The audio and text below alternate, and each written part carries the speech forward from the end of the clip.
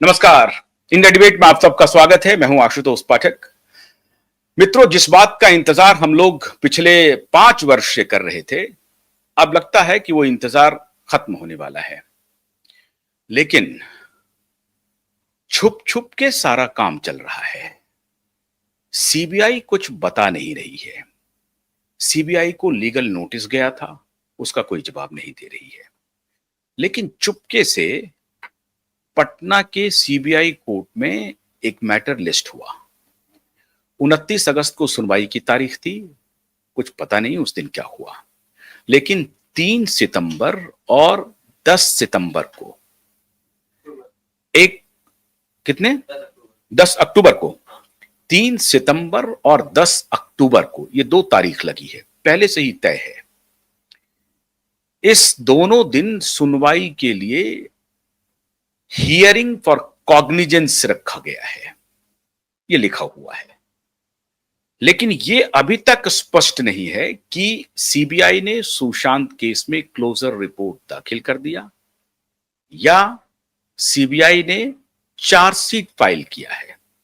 और अगर chargesheet file किया है तो किसके खिलाफ चार्जशीट फाइल किया है?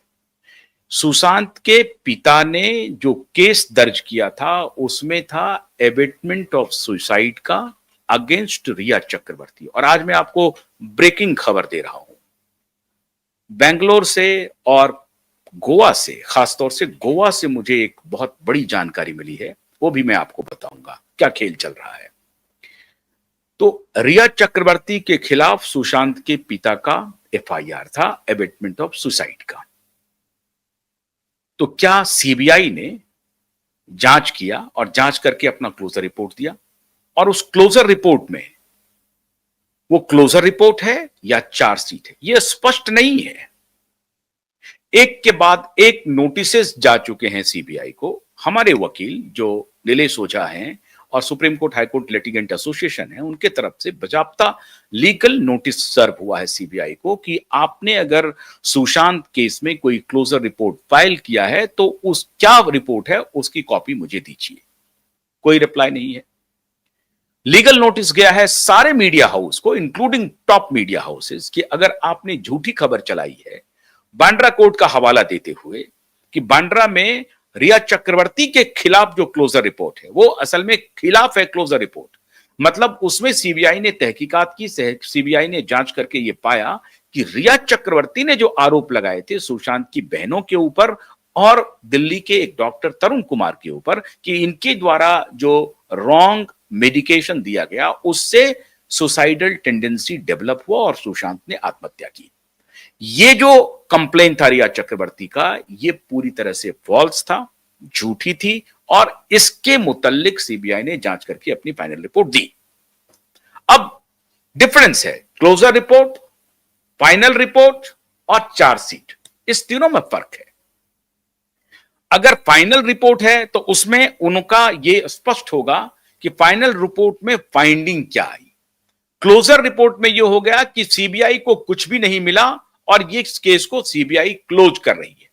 फाइनल रिपोर्ट का मतलब है कि सीबीआई ने फाइनल रिपोर्ट दे दिया है और उसमें इन के खिलाफ जो है वो उनका इशारा है कि ये लोग की और जांच होनी चाहिए या बात होनी चाहिए। इसको लेकर के कॉग्निजेंस हो सकता है। तो क्लोजर रिपोर्ट और फाइनल रिपोर्ट दोनों में एक प्रकार से फर्क है, बहुत ही माइन्यूट फर्क है। और उसी प्रकार से अगर आप चार्जशीट फाइल कर देते हैं तो फिर तो चार्जशीट ही हो गया, मतलब आप चार्ज कर रहे हैं कि भाई फलाना फलाना व्यक्ति के खिलाफ हमारे इन्वेस्टिगेशन में यह पाया गया। अब सवाल है कि 3 सितंबर को सुनवाई किस चीज पर हो रही है। हमने अभी अपने बहुत सारे वकीलों को लगाया, कल मंडे था, कल पता नहीं चल पाया है, लेकिन जैसे ही हमारी जानकारी मिली एसएसआर वॉरियर की तरफ से यह सूचना मिली है, मैं ये भी आपको बताऊं, उनके तरफ से यह सूचना मिली है, मेरे जो सोर्स हैं, और उसके बाद मैंने अपने लॉयर्स को वहां पर एक्टिवेट किया है। उम्मीद करता हूं कि कल तक हमें यह पूरा डिटेल आ जाएगा कि सीबीआई ने यह जो रिपोर्ट फाइल किया है वो असल रिपोर्ट है क्या। लेकिन सीबीआई इस बारे में कुछ बोल क्यों नहीं रही है? अगर सीबीआई ने कोई रिपोर्ट पटना कोर्ट में दाखिल किया, उसको अपने वेबसाइट पर अपलोड नहीं किया, लेकिन सीबीआई ने जो बांद्रा कोर्ट में रिपोर्ट दायर किया उसको अपने वेबसाइट पर भी डाला, उसके बारे में बताया भी। लेकिन पटना कोर्ट में पटना सीबीआई कोर्ट में जो कुछ भी वो डॉक्यूमेंट सबमिट कर रहे हैं उसकी जानकारी सीबीआई ने अभी तक कहीं नहीं दी है। तो फिर ये छुप छुप करके खेल क्यों खेला जा रहा है? सीबीआई चाहती क्या है? सीबीआई इस मामले को इन्वेस्टिगेट करना चाहती है या सीबीआई इस मामले को दफा दफा करना चाहती है?